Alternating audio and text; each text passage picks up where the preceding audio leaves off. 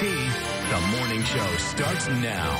All have dozens of products in our own bathrooms, but some of the ones you use every day could actually be making your skin worse. So joining us now with the products that you need to get rid of is Dr. Kalpana De Pascale. Thank you so much for being here. Thank you for having me. I love it because this is the time where you really need to go through and get rid of some stuff. Oh, absolutely. Yeah. And one of the big things that I would say, and this is going to surprise everybody, the big thing you need to get rid of in your bathroom is soap. Really? Why? That's what you need to be clean, right? That's what we think. That's what we think. But what happens is soap is a basic product, so the pH is about 9.5, and your skin is slightly acidic.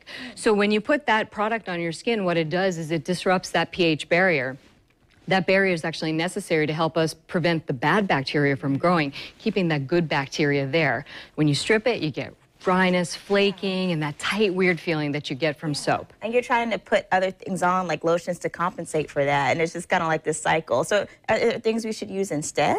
Yes, what you want to use instead would be a nice pH-balanced body wash, and look for ones without a whole lot of chemicals, ones that have more natural ingredients. Cool. All right, what else do we need to get rid of? So your lotion. So after you get out of the shower, you lathered up with soap, you're so totally dry, and then you're slathering your body on with lotion. Lotions have all kinds of bad chemicals. Number one would be aluminum. It clogs your pores. Petroleum, which is a byproduct of the distillation of gasoline, so that can't be good. No.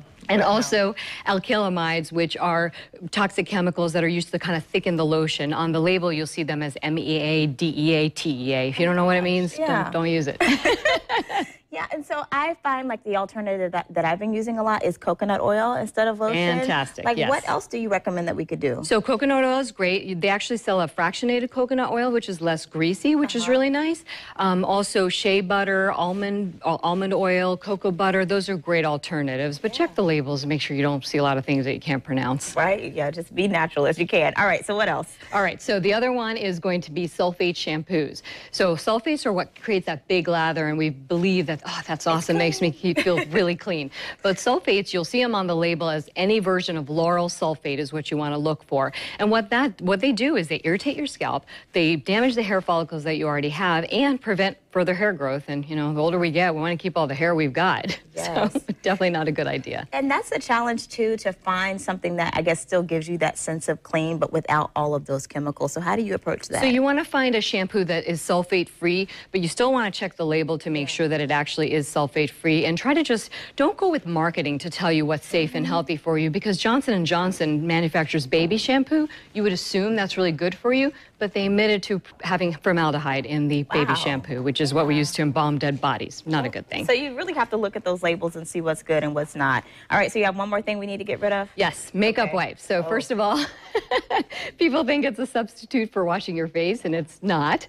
All kinds of chemicals in there. Phenoxyethanol, which is a preservative that's a chemical. Propylene glycol, which is an irritant, and also formaldehyde-releasing compounds. And then last but not least, if you're any bit of an environmentalist, that stuff does not degrade in our landfills. It's got like polyester, plastic, everything, and just doesn't go away. It doesn't. And I have to put in another little trick that I use, like talking about the coconut oil that you can use for your skin. I use it on my face, and sometimes you have on a lot of makeup and you think you need those more harsh chemicals to get everything off, but you really don't. Well, so you're doing all the right things. That's why your skin is so beautiful. So, I mean, coconut oil is great because it's multi-purpose. You can use it for your skin, you can use it in hair, you can use it in your cooking. It's fantastic. And my skin does feel better, and when you really name off all those chemicals, you're like, wow, I'm putting all that on my face. So exactly. Really helpful. Thank you so much for helping us to revamp our bathrooms. Well, no problem. Get our lives and our skin together.